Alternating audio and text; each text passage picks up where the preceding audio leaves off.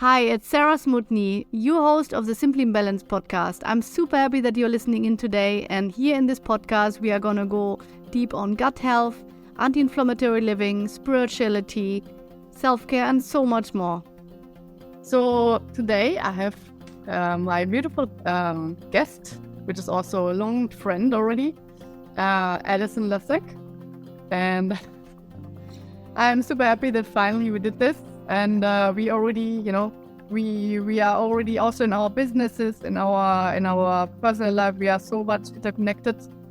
And I'm following her journey now, your journey for a really long time. And I wanted to invite you because you have been a marketer in the past, and then you started also a very cool podcast, and now you became astrologer.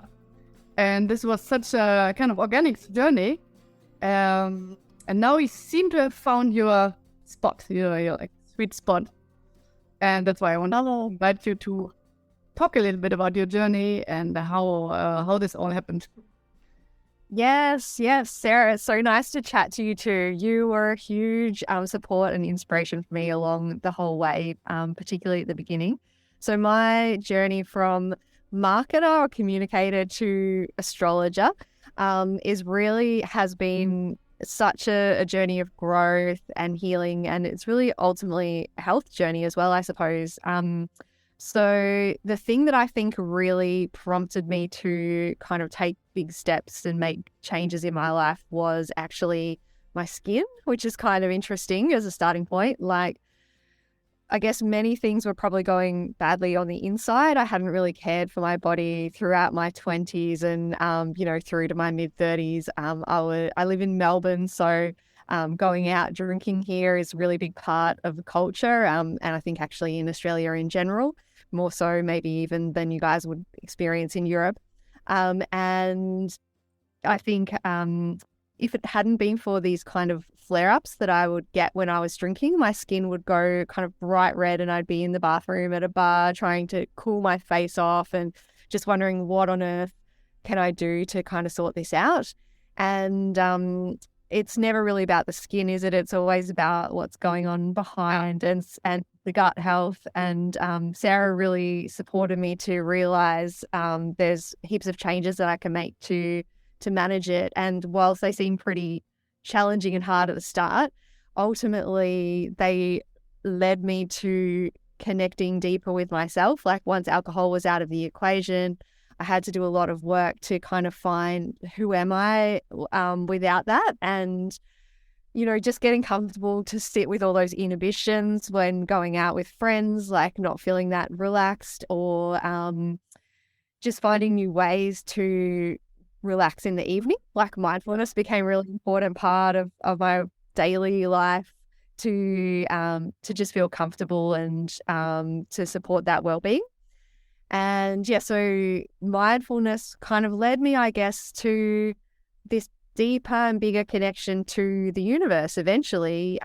Once my body was quite clear and my health was so much better, I just felt like I was starting to drop deeper into yoga and meditation. It was just having much more of an effect, and I could feel my mind sort of expanding. Like, at one point, if you went back a few years ago, I would look out at the ocean, and the idea of that vastness kind of just freaked me out. Like, even swimming, you'd be wondering, how deep is it below me? Like, what else is there out here? And that's just a small example. But now that kind of vastness of the universe is the thing that really fascinates me. It's like my mind's kind of just opened up. And I think as well, having that kind of clear body, I'm not waking up with hangover. I can really notice if big astrological shifts are happening. I can feel it because, something different's going on, where previously I might have thought, oh, I'm feeling a bit off today, like I probably ate something bad or have a hangover or those kinds of things. And it's just much more in tune with nature and the cycles of nature. And it's really actually been, it's quite a beautiful shift. But I still see myself as a marketer and communicator in many ways. Like, that really comes through into my astrological practice. Like, my insights that I share with people, I try to keep them quite engaging and quite practical for people. I feel so many astrologers kind of get really caught up in sort of esoteric language, and it can be quite hard to figure out like, what does it mean for me and what should I do differently, if anything. And so it's really just like taking something that's so complex and sort of boiling it down to something sort of inspiring and practical for people in their day-to-day lives is how I approach it as well. Yeah. I remember when we did our when you did a reading for me, it was also very, very practical. Yeah, awesome. Yeah.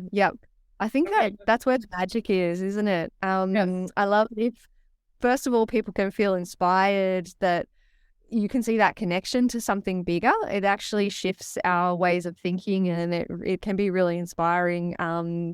And yeah, I suppose the ways that it can be quite practical is when people can really see their unique strengths and maybe parts of their personality that they weren't quite accepting before, and can really lean into it and grow into the fullest version of themselves without sort of worrying but other people in society are doing it like this. Why shouldn't I be doing it that way? And which I think is so many of the questions that we have and doubts that we have about ourselves are just like because of that little bit of lack of trust or self-belief. And that's where astrology can help so much. Did you find that as well, Sarah, with your reading? Sorry, I had to make some notes of what you said because it was so inspiring. Oh, I love that. Yes, I had what just came like kind of a sentence which came in my mind while you were talking was embrace your uniqueness, And this is all really something which I got in the reading with you, to really don't anymore run behind the crowd and just, understand there's only one chart like mine and one person like mine, and there's no need to copy any other charts or people or, because that's my destiny. And so it's better to follow mine, not others. Yes. Oh my God, that's so awesome. Yes. Yeah. Something else that came in my mind when you were just talking about your journey of being, like raising your, your vibration and your, this consciousness, let's say, that in a way, I have the feeling that the more we heal and the more we also take away all this soothing foods and drinks and, everything which is kind of dampening this kind of consciousness, we become nature again. Because now we are all kind of full of, let's say, all these chemical things and all kind of unnatural things, which are kind of covering us. Like maybe here's the pizza and here's the beer, and everything is like a shield covering us. And then once this is all breaking free of, we are nature. That's why we feel also all these things like the moon cycles. Ourselves again. Yeah. So it's kind of in German you say Panzer. I don't know if you say that also in English, like a corset, which is breaking off. Yeah. Releasing. Yeah. So interesting. It's such a good way of describing it. That's completely my journey and what I felt. Yeah. Yeah. And then that ability to feel just deeply present when you're in nature as well is have profound effects like on well-being. When in the past I feel I would walk through nature and be like, oh, it's nice, but not feel completely moved and completely in awe and completely inspired and connected. And once you feel that when you feel that in nature, it's pretty amazing. Actually. Yeah, it's like my new drug. Yeah. When I see a wildflower, I could just always cry. I'm looking at it and from all angles, I'm making videos of this one flower. And I'm completely getting crazy about the beauty of it, the perfect symmetry, and Yeah, it's amazing. And I think as well, our brains, we're wired a little bit for survival as well. And it's almost like this deep, deep beauty of nature. It's not, we don't need to see it for survival. It's not threatening us. And so it fades away to the background, particularly because it's always present. It's like how we don't kind of feel the bottom of our feet when we walk. It's like we've got too much stimulation going on, so we can't focus in on all of those little things.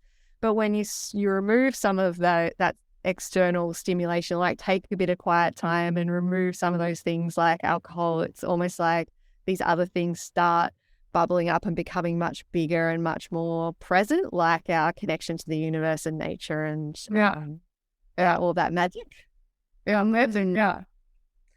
Okay. Yeah. And I have another question for you, which is I actually never asked you, also not in our private talks.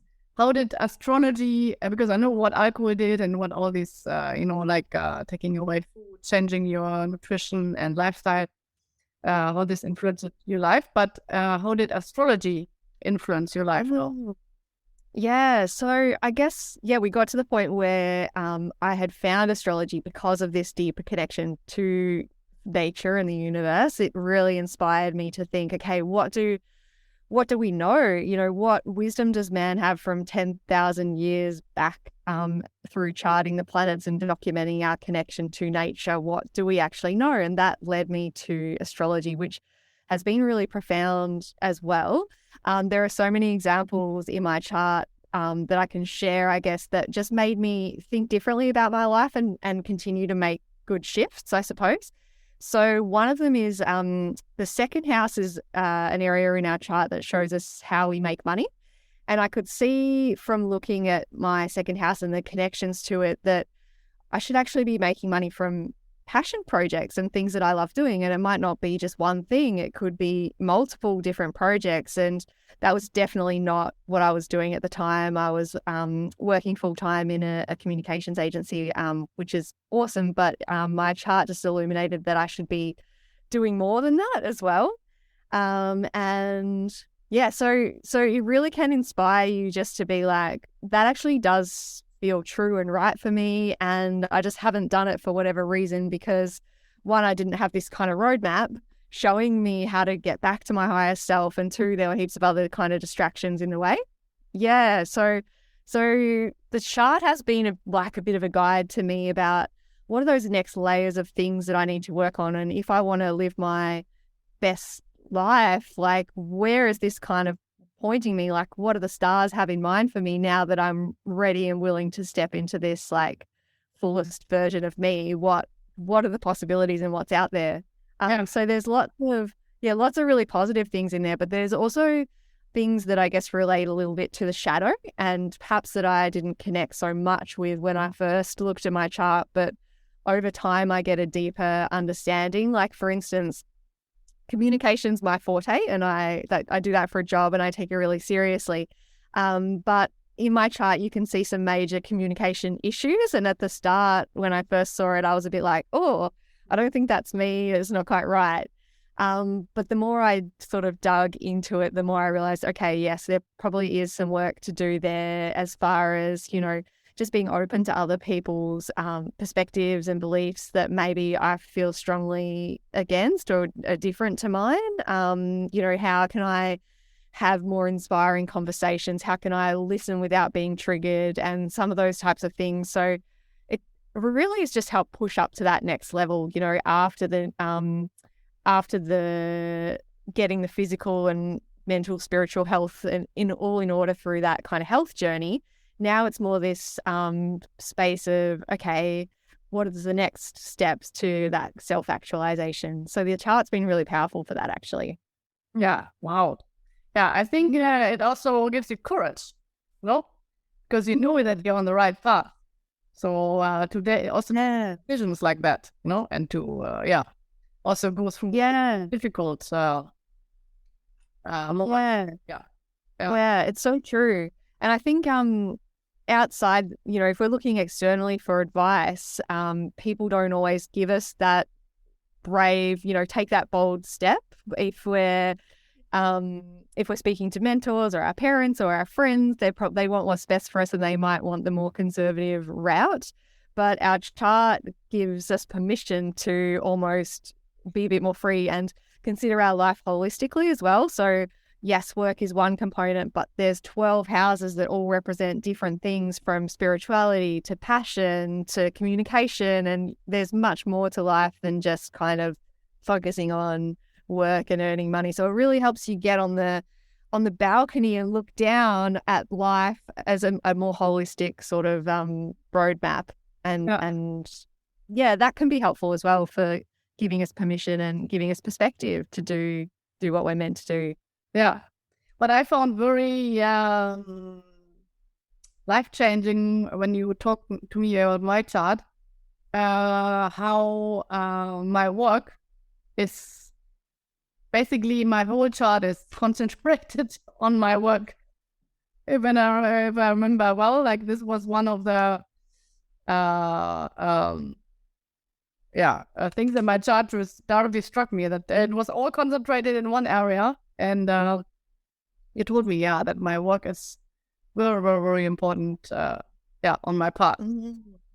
Yeah, which can be quite interesting to know, right? As well. There's some of us, I suppose, we're naturally geared to put work first and put family last, and probably need to find balance the other way.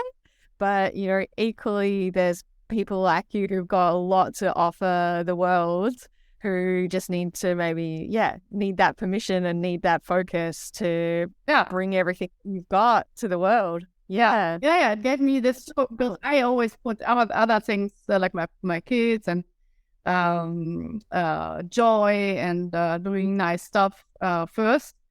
And knowing this gave me, as you say, the permission to focus more and to say, no, this is very important. And now I I'm taking myself a weekend from my away from my family, just focusing on my work. Oh, amazing. Things like that I wouldn't have done before. So that's very, very helpful. Wow. Yeah, that's so cool, isn't it? Yeah, and it's great. Just to focus and go in the flow. Yeah, so amazing. And I have another question, which is I find super interesting for our listeners. Can somebody find his potential through astrology? Let's say somebody who is, working a day job for years and feeling frustrated and not knowing what to do and having no clue. Can you directly by having a reading with you, or by looking at his or her chart, find his potential, or is this still a longer journey then? So I think that for me, I think it's a space where our heart or our intuition meets that guidance in the stars. So the chart or the stars, where they're at the moment, astrology in general, it's not going to tell you take job with company A over company B. But it really does help us see what things we might be resisting, what areas we could potentially grow into, what our strengths are, what those characteristics are that will help us succeed. And from there, we can take more sure steps towards that thing that will really light up our soul. But there is a particular point in the chart, the North Node, which points to our purpose like a compass. So it's on an axis. The North Node will be on one side of the chart. The South Node will be on the other. The South Node shows our comfort zone. So it's that area where we might be really comfortable, and where we're probably potentially spending a lot of time if we haven't taken some of those bold leaps towards our North Node. But the North Node on the other end of the spectrum really shows us if we can develop this area and if we can lean into it, then we will find a lot more purpose and meaning in our life. And so you get a sign, which gives you a flavor, and you get an area of life to kind of focus on with the North Node. So mine's also in the area of career, which is interesting for us. And mine's in Gemini and communication. So it's like, gives you a bit of a direction and a guide of, okay, this is something I maybe need to put myself out there more. And I've got gifts to share in the area of communications. And Gemini was also symbolized as the twins. So it could also be sort of a variety of different projects or things on the go at once. It's probably not going to be one straight career path. Geminis are known as being a bit on the flaky side, but I've definitely been trying to see that as a bit of a strength and just seeing seeing that as validation that although there are people out there who can just get on a straight and narrow path to being a doctor and find a lot of fulfillment through that and study that and work in that field in an ongoing way, my need for kind of variety and shifting into new areas that are lighting me up, that's in my chart, and that's something I should be allowing. So yeah, everyone has this sort of north node that can help give a lot of clues. But ultimately, we find our purpose ourselves through listening to our heart, and I think as well, just following that curiosity. And so the chart gives us permission in a way to kind of follow what we might feel is right anyhow. And sometimes that's all we need, to say, oh, wow, this guitar lessons seems really exciting to me, to then not rationalize that and say, oh, but you're never going to be a rock star. So you just put that down and actually realize, okay, if that curiosity is there for a reason and it's leading me to something, so I need to follow it and see where it goes. And the chart can help give us that permission that we need to take those little steps towards things that we're meant to be doing here. Yeah, I love that. And how would like Better said, do you think that working with an astrologer and in general astrology, could it play a role in holistic healing of people? Yeah, I think so. I guess to me, holistic healing, from my own journey and from my experience, is a lot about looking 360 at our lives and thinking about it in a way of what's best for me and for my well-being, and that includes what we're eating and our health, which is one part of the chart. So the sixth house symbolizes our physical health, and then there are other areas that look at our mental health, and it can certainly help inspire us to take steps to improve our well-being. But overall, I think well-being comes when we radically accept ourselves the way we are, when we're not kind of beating ourselves up in our head for doing things the way that we were born to do. And a part of it is sort of shifting that mindset as well, isn't it, into a space where if I need to cut out gluten, or if I need to not drink, or if I need to take 3 days away from my family in a hut to regroup and write, or whatever it is, you're listening to that and we're saying yes to those things, and giving ourselves that permission and space to and confidence to kind of pursue that path. So yeah, I think it's really helpful. I think with a mix of other modalities. So to me, in my health journey, astrology, it never sat alone, and I'm still using other techniques like Kundalini yoga or EFT tapping or hypnosis or other, I'm using other tools, but astrology can help me see where I want to get and do that visioning and manifesting, and work with the cycles of nature as well. So I'm not kind of working against things. So basically, I think it's cool. And then you also tap into the cyclical moments, like certain planets are in a certain, or like the eclipse, for example, which affected me a lot, and also lots of other people. Yeah, that's what I like about astrology, that it's very seasonal in a way, almost like, Yeah, I think that you're right. That actually does have a huge impact on our healing, holistic healing and health, which, each season we're prompted to investigate different parts of ourselves, and it's using cycles of growth that have been mapped by wise ancient astrologers from 10,000 years ago, who understand that we go through these periods where we're shedding our limiting beliefs and letting go of things before we can kind of rise up into the fullest version of ourselves, and looking at the way people do that and how that's impacted or alongside those kind of cycles or shifts. Yeah, it's kind of accepting plateau phases as well, because often people have plateau phases, they don't even know that they have plateau phases. I was also one of them. And then you always think it's not fast enough, and why it's not, why things are not changing, and why it's not this and this happening, or But I think working much more with spirituality and astrology, we accept much more that every thing has this time, and that we need these plateau phases, or how you call it, shedding phases, to go to the next step. Yeah. Yeah, and that's so true what you said as well, of everything has its time. And that's what we can see from astrology as well. Like, if there's no point necessarily stressing over getting into a new relationship if your relationship parts of your chart aren't being activated for the next year or two. And it can also just help us find peace in that timing as well. So in the same way we can find peace in ourselves by looking at our birth chart, we can find peace in the timing and the cycles of growth by looking at the current astrology as well. Yeah, and also trust. That's also very, very important, at least for me, to trust the universe and myself. Yes, exactly right.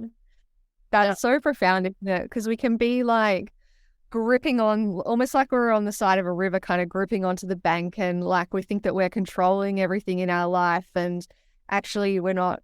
We're just expending a lot of energy, like holding on for dear life and trying to make things the way that we've imagined. But when we can really let go and kind of flow with the river and realize, okay, yes, I can navigate around the boulders, but I'm ultimately it's a co-creation together with the universe, and not everything's in our control. And I think the thing that's also been really powerful mindset shift for me as well is this idea that I lost my train of thought. To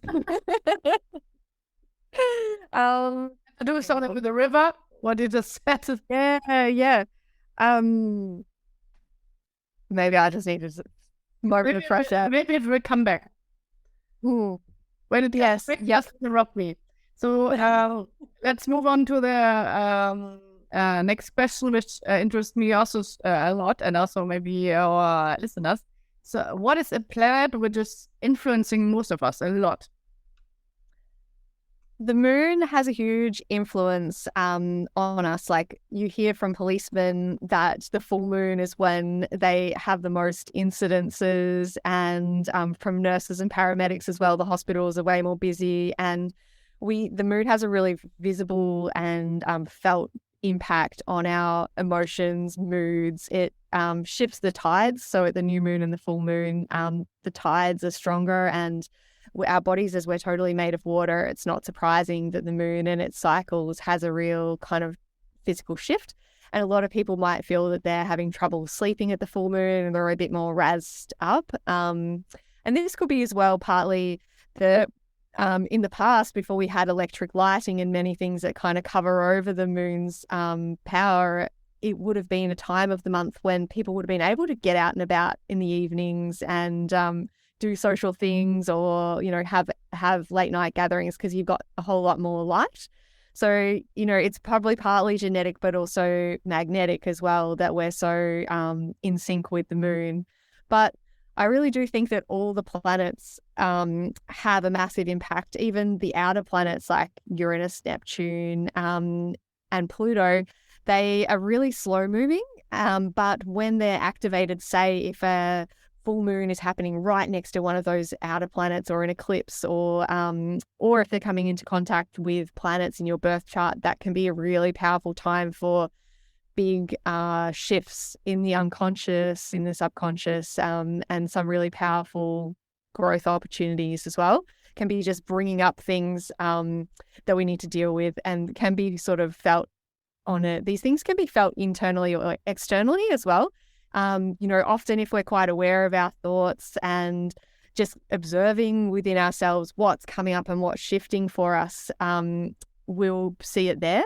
But then potentially things can just pop up in the external environment as well, where suddenly a house has got, the agent needs to rent out the house and we have to find somewhere new. So we're moving and it's all unexpected. Often you can see these things in the chart as well. So, if you weren't kind of planning anything or working with it, sometimes they can pop up. or sometimes even if you are planning things, the universe still throws things in your path. So the mindset shift that I guess and you feel from that is really just to kind of trust that everything's happening for our highest good. Maybe we're getting chucked out of our house for a reason. We're meant to be somewhere else, or it's going to cause some big personal growth. And that shift in thinking from seeing things as a challenge and annoying and disrupting our plans to starting to see it as like, ooh, okay, I wonder why this is happening. Like, yeah. Yeah, why am I doing this? What's in store? Yeah, but I remember when you read my chart and we talked about my own path. We talked about as you just mentioned, shifts, because there's this. I don't remember the exact wording what you said. There's like really special points on the chart you can see. Or maybe not on the chart, but you saw it somewhere else, to see when there's a huge shift in someone's life, like a consciousness shift. What was it again? There's a few different things, but I think what we're talking about, we were talking about in your reading, is maybe the progressed moon. So the progressed moon, it's, you don't see it necessarily in the chart. You can get a separate chart for it, but it shows where the moon was at a day after you were born is symbolic of a year's growth. So to look at your you can look at your progressed moon chart and it will move through a sign in 2.5 years. So it's quite a long, meaty time to really get into a particular way of being and thinking. But then, yes, when you move into the next sign, you can sometimes really feel that shift. And so I can't remember where your progressed moon was exactly, but the progressed moon does give you these big phases of life to kind of think about, like, okay, now's 2.5 years where I get to really work on myself, think about who do I want to be in the world, and how am I presenting myself. And then 2.5 years later, we shift into, okay, how am I making money? Or which is sort of a natural type of shift potentially, but depending on the signs that are ruling those houses, you may feel one moment to be a much more outward facing time where you're presenting yourself socially a lot, putting yourself out there, and then you might move into a new phase that's much more kind of contemplative, or about just taking more time with your family and at home, or appreciating nature. And yeah, you can really feel some of these shifts at a macro scale. But every planet moves through signs quicker and slower. So the moon moves through a sign every 2.5 days. So you might be feeling shifts every couple of days, but it's quite a lot. And so you're not necessarily going to be noticing that. But when something much slower moves, you can really sense a big change in many cases. Yeah, that's so But I didn't mean that. But this was, of course, also super like something I didn't know yet. But I meant rather like this huge life shift. Like I remember that we talked about, because I had, when I was around 34. When I was like around 37, I had this other huge life shift, it was with 34. And where I got gluten free, where I stopped sugar, and I completely kind of turned my health around. And you had also this awakening. Yeah, that's what I mean, awakening. And I remember that after our session, you could look at, you saw it in my chart, or I don't know where you saw it, but there was somewhere where you could look it up, that I had this shift around that in that time. But I don't remember very well, but maybe that's okay.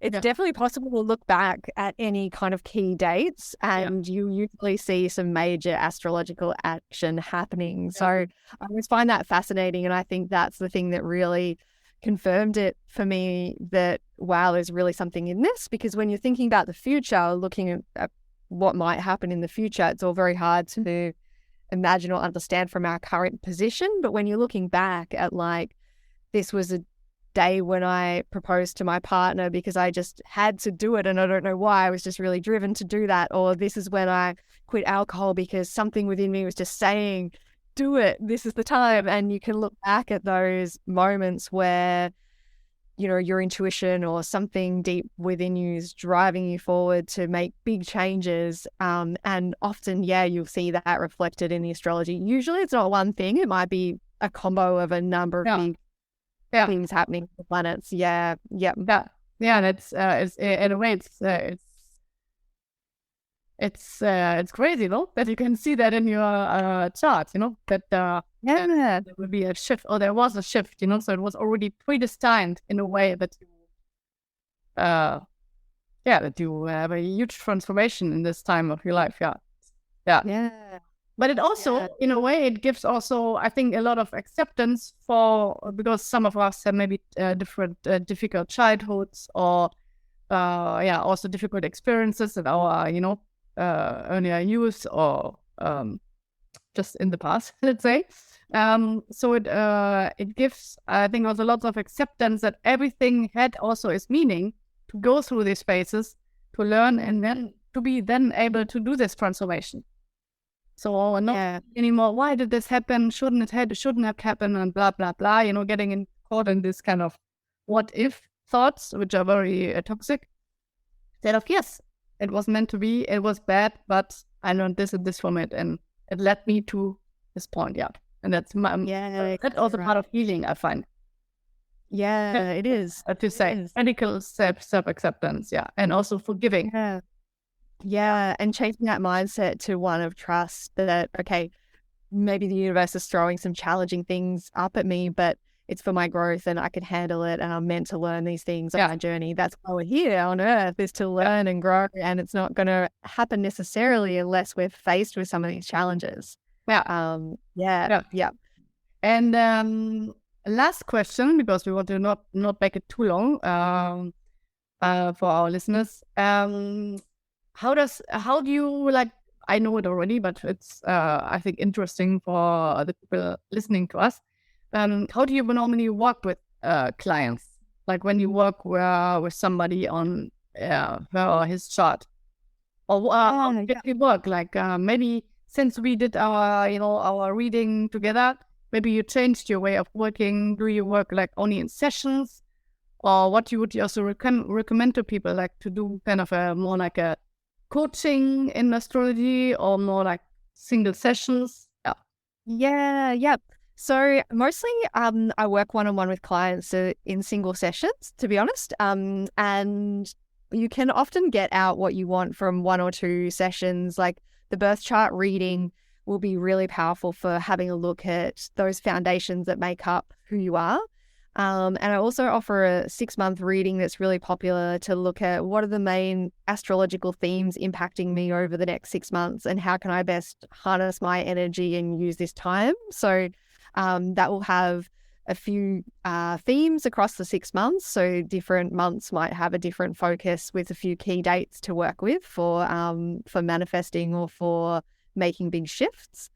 And I do have like a 3-pack of sessions that you can, if you're keen to jump on and do that straight away, go on a bit of a journey where we can look as well with that at some of the past events as well. If that's of interest, that's where we can look back at key moments in time and see what were the lessons that I was meant to learn from these experiences in the past, which can be really powerful to kind of do it as a three sessions as well. If you're in Melbourne, I've been doing a lot of workshops and events as well. So that's definitely something I'm kind of focused on. And Instagram's the best place to stay in touch with me, to kind of see what's going on and stay in touch with any new offerings. Yeah. What's your Instagram? It's Alison Lasek _astrology. So Lasek is Lasek. Yeah. Okay. Right. Yeah. Perfect. So thanks so much having this chat with me. It was super inspiring, and I learned even more about you than I already knew. And amazing. Yes, and I hope if you were listening today, that you got inspired about astrology and about tapping more into your true nature and to your true calling, and shedding off all this excess layers, on you and your body and your soul, and then just being. So have a great day, everybody, and see you soon on the Slow Mundane Living.